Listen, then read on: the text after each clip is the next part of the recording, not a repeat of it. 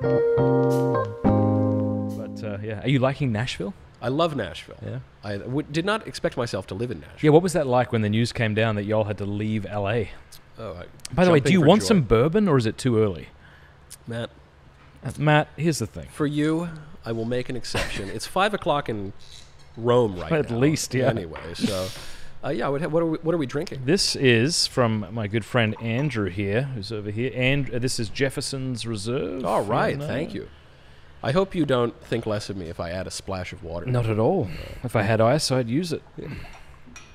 There we go. Yeah, what was that like when it came down the pike that y'all had to move to Nashville? That was great. We knew. Or did you know that you were moving and not yet know which state? We had talked about moving for years, just because we knew California was coming to an end. It will either break off into the sea or just be decimated in a shower of fire and brimstone.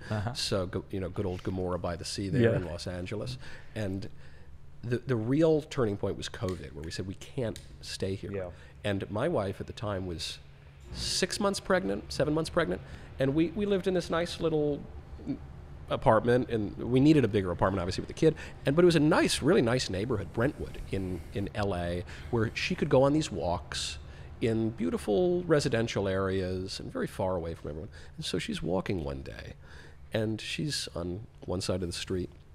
There's some guy on the other side of the street, sunshiny LA, never a rainy day, beautiful, temperate, and this man yells at her and says, "You need to put your mask on." This is my wife. My wife at this point is wide. Well, she's a very petite woman. She's at this point wider than she is tall because she's got this giant baby in her, and she's sort of hobbling up just to get a bit of exercise. She said, "What?" And we never locked down. I mean, I think the company had to send people home by the law in California, but I didn't do it. I made it. I was 36 hours at home. Jeremy didn't spend one day at home. He just went back to the office, and I called him and I said, "Bro, I gotta come. I can't. I'm not getting work done. We live in this shoebox apartment. I'm waking up at 6 a.m. to do the show, waking my wife. I'm not doing this." He was like, "Yeah, come back. Of course."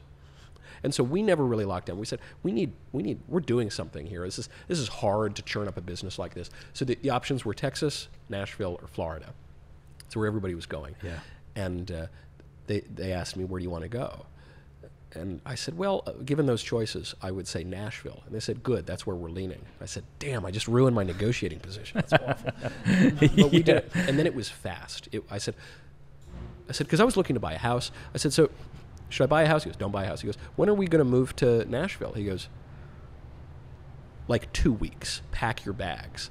I was like, "Okay, pal." And we did. Wow. The final day, I was invited to host the Rush Limbaugh show, actually. It was the end of his, he was dying. Yeah. And so I did it. It was the last thing I did in LA. And I was going to host it more, but I had a radio contract of my own kicking in on a rival network a few days later. So it was bittersweet, and then I would have liked to keep doing his show. But wrapped the Rush Limbaugh show, got in a car, went to the airport, left, and have not looked back. Wow. And I mean, we used to live in San Diego, but is it true, this mass exodus? Have you found that to be true in your own life? Everyone you know is starting to move, or many of them? When I was moving out of LA, I couldn't find moving tape. I would go to the moving shops, and they would say, "So we're sold out." No way. Yeah. And the other thing was you couldn't get U-Hauls because they weren't coming back. U-Hauls, some people take them out, some people take them. What an anecdote. Yeah. And so the weird thing about Nashville is I thought, well, I'm leaving all my friends. But I wasn't. First of all, 80% of Daily Wire moved with us. We told the staff, "You can stay, you can go," but that's what's happening. 80% said, "We're leaving." And since then, many of my friends, either for the Daily Wire or just for other reasons, have moved to Nashville. So we didn't lose any. We lost the beach and we lost the sunshine, and we gained the sweet air of freedom. Do you find that many people in Nashville are aware that Daily Wire has moved? Yeah. And for the most part, are they supportive, or do you have your haters there? Very I'm sure. supportive. When people would come up to me in LA, it was usually friendlies. Mm-hmm. Usually. Sometimes not. But usually it was. And 70-30.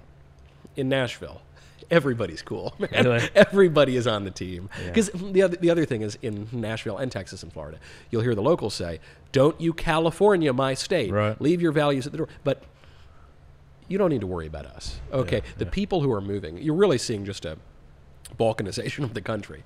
The conservatives are moving to the red states. The liberals are staying in or moving to the blue states. And it's fine by me. Yeah.